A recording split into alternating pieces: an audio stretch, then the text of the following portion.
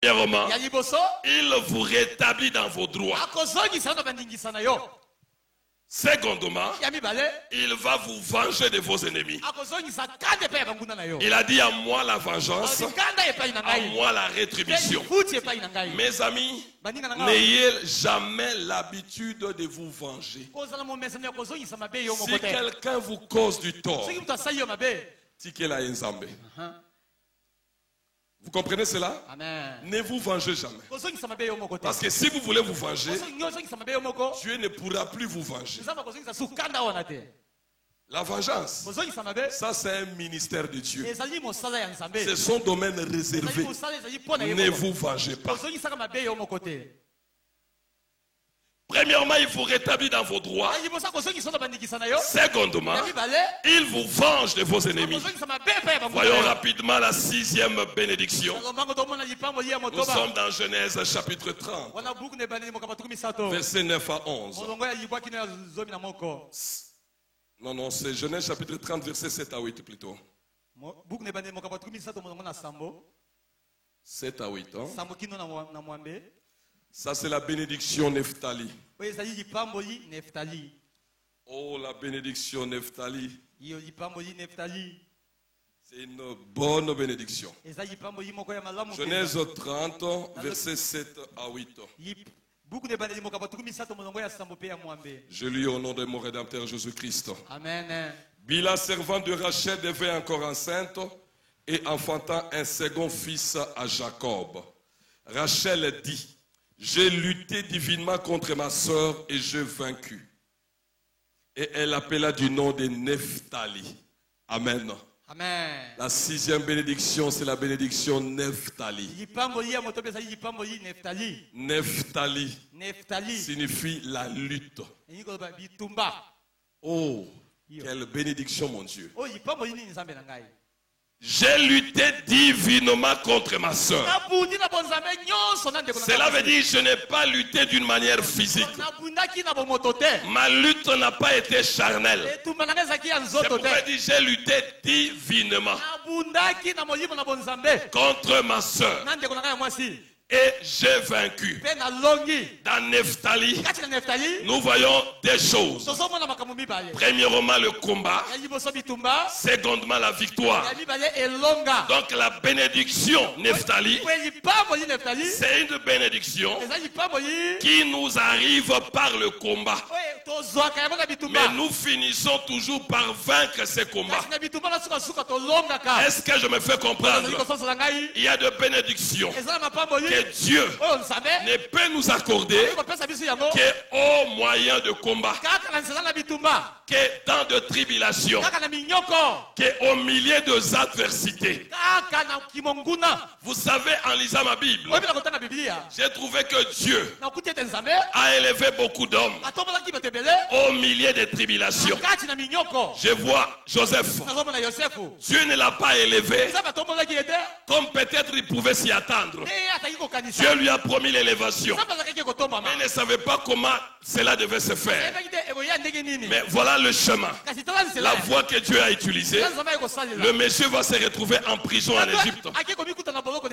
Pendant que lui s'est lamenté, il s'est plaigné en prison.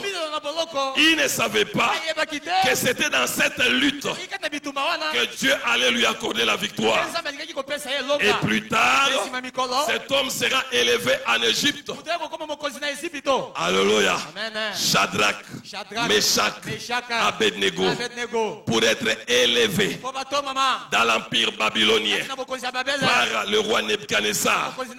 Il a fallu qu'il soit jeté dans le feu. Quand vous voyez vos ennemis s'élever contre vous, dites-vous bien que l'Éternel veut faire quelque chose dans votre vie. La Bible nous dit que nous n'avons pas à lutter contre le sang et la chair. Notre lutte est spirituelle. Et nous devons savoir identifier et cibler nos ennemis. Les hommes peuvent être nos ennemis, mais utilisés par les puissances des ténèbres. Alléluia. Amen. David devant Goliath. Il voyait le porteur d'armes de Goliath devant lui. Mais lui ne s'est pas intéressé au porteur d'armes. Bien que c'est lui qui était le plus près, le plus proche de lui. Mais lui visait Goliath qui était derrière lui. Tu peux avoir un ennemi homme. Mais le véritable ennemi est caché derrière lui. Attaque-toi au véritable ennemi et le porteur d'armes fuira de lui-même. Vous savez, quand David a fait tomber Goliath, le porteur d'armes était la première personne à attester la mort de Goliath.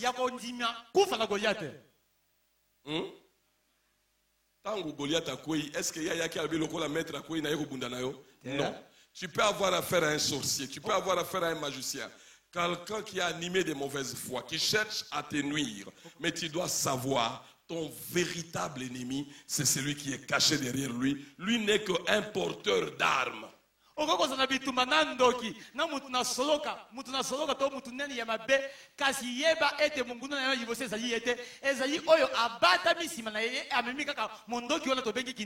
ne dis pas que cet homme n'est pas ton ennemi, c'est un ennemi. C'est pourquoi la Bible nous dit aimez vos ennemis. Les ennemis que nous devons aimer, ce ne sont pas des démons.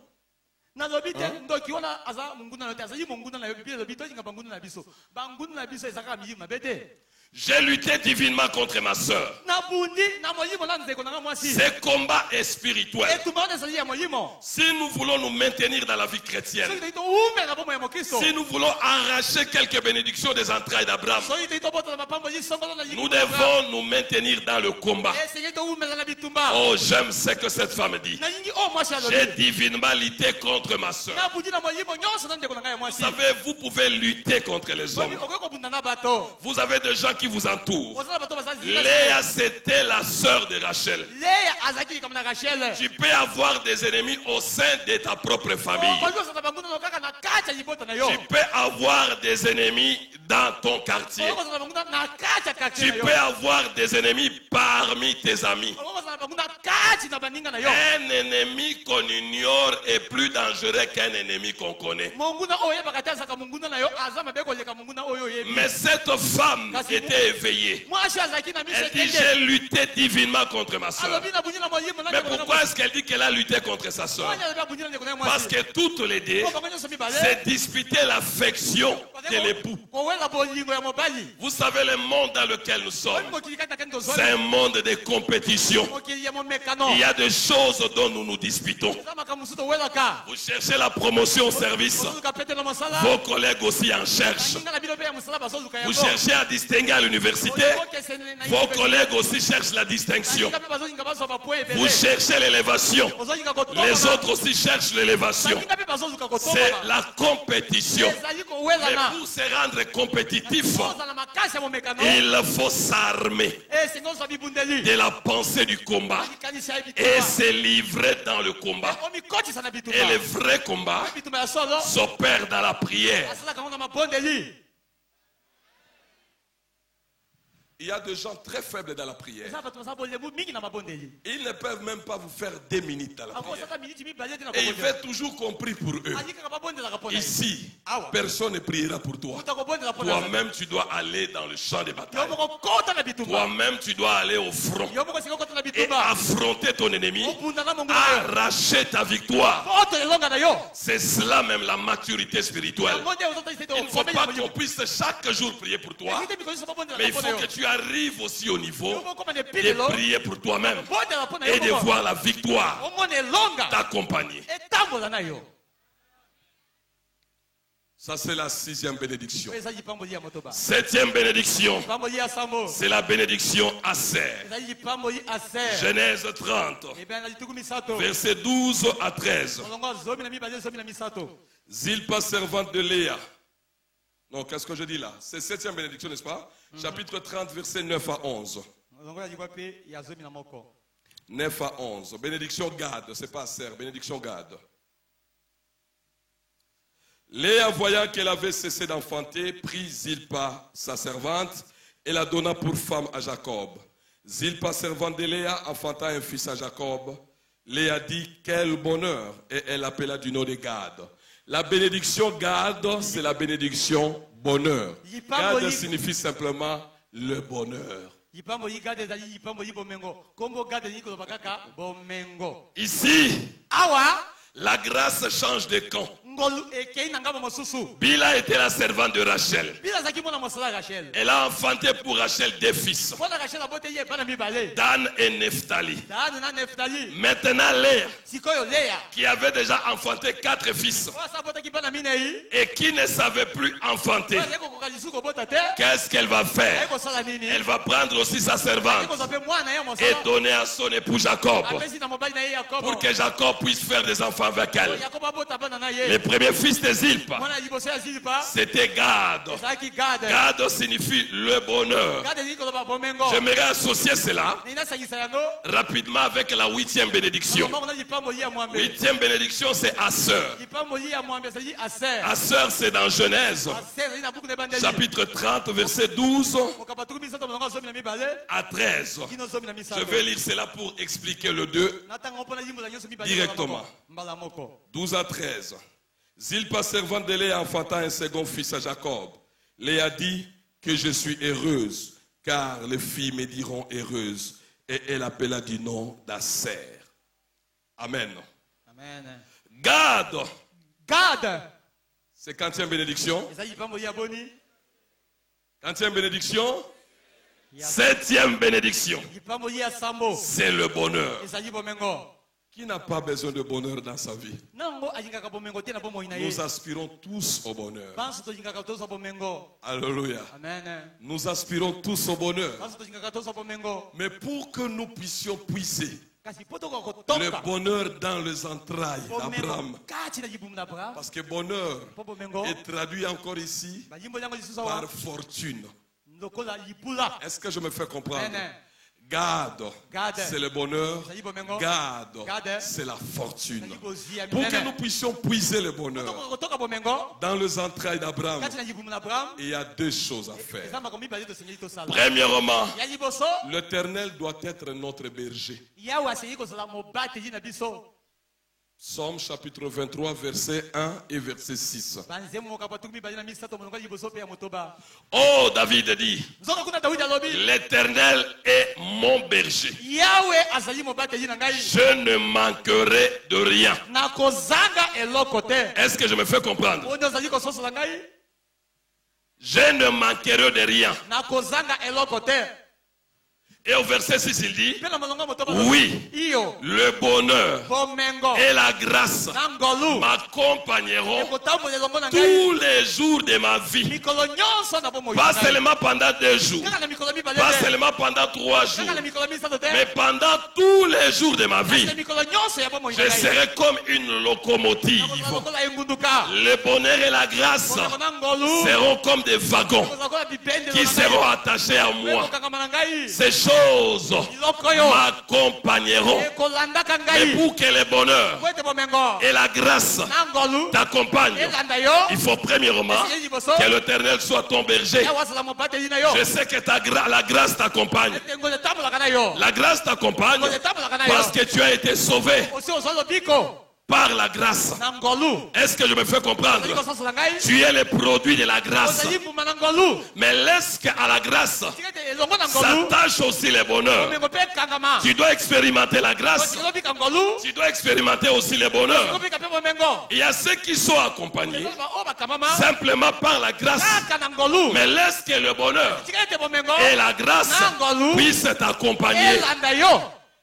C'est un couple. Le bonheur et la grâce, c'est un couple. Laisse que ce couple soit attaché à toi. Mais pour que cela soit effectif, il faut que l'Éternel soit ton berger. Oh, l'Éternel n'a jamais été le berger des boucs. L'Éternel n'a jamais été le berger des chameaux. Mais l'Éternel est le berger des brebis. Jésus dit dans Jean 10, je suis le bon berger. Alléluia. Amen. Il est le berger des brebis. Pour que l'Éternel soit ton berger, tu dois premièrement être une brebis. Une brebis est différente d'un bouc. Taba so lingo bomae. Oso boman taba. Hein? Ngana boman taba trop. Et puis na séjour de mort ban taba ba encore regretter ngai. Ba mo pena ke na tinda ba mo mingi kuna. Alors, taba soko zo bomae, soko kangi munoko na ebiente. Ba voisin nyos ba koyeba ke non, il y a quelqu'un qui est en danger de mort ici. Mais mukomoko na yo boma meme.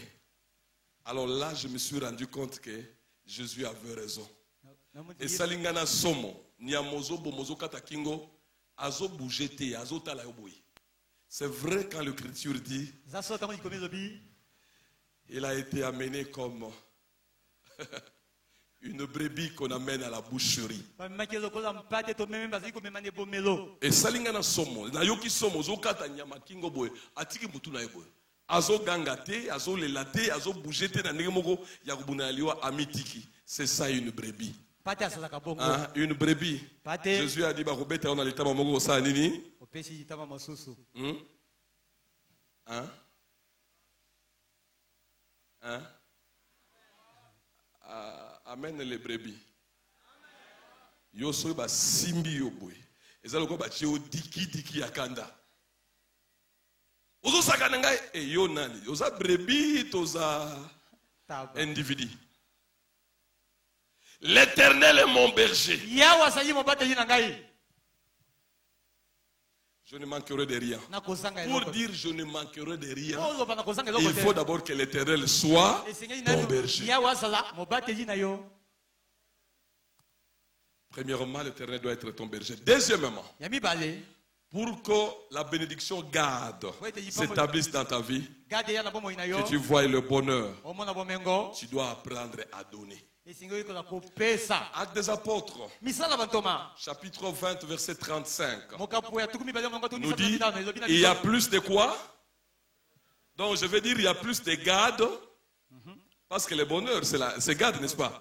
Il y a plus de garde à donner que à recevoir. C'est-à-dire, quand vous donnez, garde arrive. Il y a des gens qui ne savent jamais donner. Même lorsque nous passons au service des offrandes, ils donnent difficilement. C'est droit à les dons de discernement des billets. C'est doigts. S'il plonge sa main dans sa poche, mon Dieu, ses doigts savent que ça c'est le billet de $100. Ça c'est 500 francs. Donc il n'a pas besoin de solliciter les concours de ses yeux. Parce que les doigts font déjà le travail.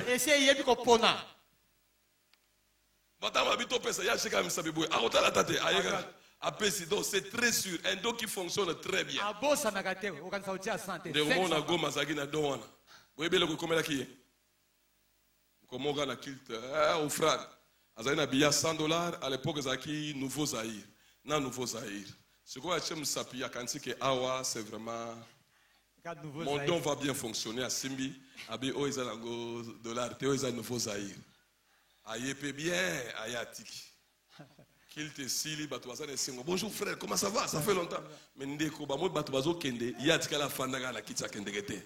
Ah ndeko alingi nzambe mingi alingi nzambe te. Yoka eloko komela ki l'air na suka kilte balimba clôturer. La Bible nous dit là où se trouve ton trésor, là aussi sera ton cœur. Siko achemo le boko na poche, ne omona to fandaka wa, mutamutami yebi ndenga yake ya. Achelo bon na poche, yoka ska achelo bon na poche pa mazala eloko azuluka. À Zimbabwe, cette fois-là, les doigts ont fonctionné. Mais ça s'appelle billet $, ils ont apporté. Oh, ils ont $. Si koyo, là, on a prié la clôture, il y a sali à Talaboy. Quand Talaboy, mi se confirmer, mi sapi, et puis ça qui est comme communication. Les années nouveaux, ça est donc $100, là, ça est nini, à peine si n'a pas offert. Mais comment récupérer ça? N'en quoi fandi, azo monter stratégie atali l'air qui tonga offrande des okende nani azo memango amoni direction nyonso ezokende atali afandi qu'il te sili bato nyonso bakei ndeko atuni frère likambo nini abi est-ce que je peux voir le diacre bakanisi ke naza na problème na opposé pas diacre akeke pas diacre est-ce que pardon vraiment na bambongo wana ezaki mbongo bato ça même expliquer que na pesa bi abalinga ko ezaki mbongo bato okoki kokosa. Ce témoignage que je vous donne est vrai. Je suis allé à Mbandaka. J'ai donné ce témoignage au Nazope Sabino. Je termine comme ça. Toqué dans service offrande. Il y avait un pasteur qui a commis la même erreur. Toujours n'abia $100. Après, n'a pas ce témoignage. Ngana ko fa na bureau pasteur wa yambaginga. Ba ko bisanga témoignage au pesa siko e kangi pasteur moko wana. Ache $100 ngabi asa incrédule. $100 na bozong cela été. D'abord, d'ailleurs, qu'est-ce qui nous prouve qu'il y a une chacun? Nini? Yep sabiso pas to pesa ko facture te le chacun ni les ont prouvé que yondo chacun ce qui donne à fonctionner bien c'est ton problème. Je vais vous dire les offrandes se préparent à partir yandako à moins que la oyo nzamba eko toucher au awa sur place. N'est-ce pas? N'est-ce pas? Amen. Il y a plus de bonheur à donner. Nous donnons à qui? Nous donnons à Dieu.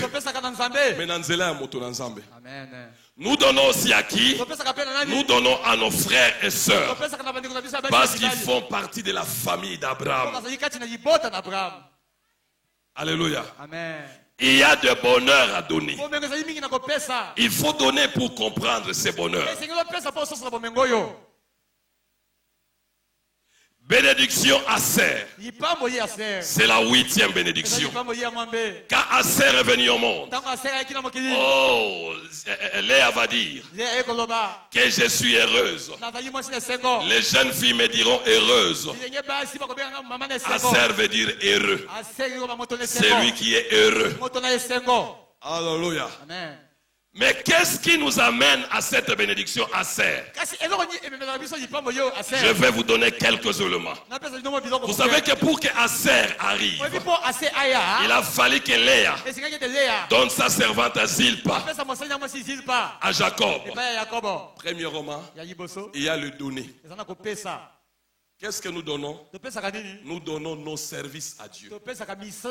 Parce que Zilpa, c'était la servante de Léa. Elle devait servir Léa. Maintenant, Léa va mettre sa servante au service de Jacob. Écoutez-moi. La toute première chose pour que la bénédiction Aser t'arrive, c'est de donner tes services à Dieu. C'est de savoir servir Dieu. Deuxième élément, je vais te dire que Zilpa signifie la myrrhe. C'est un parfum. La myrrhe qui s'écoule. C'est ça la signification du nom Zilpa. Alors donner Zilpa à Jacob veut dire aussi donner des parfums à Jacob. Est-ce que je me fais comprendre? Amen. Là nous voyons déjà l'aspect de la prière aussi. Nous ne donnons pas seulement nos services, mais nous présentons nos prières aussi à Dieu. Oh, la myrrhe c'était aussi une offrande que les mages ont utilisée pour donner à Jésus dans Matthieu chapitre 2.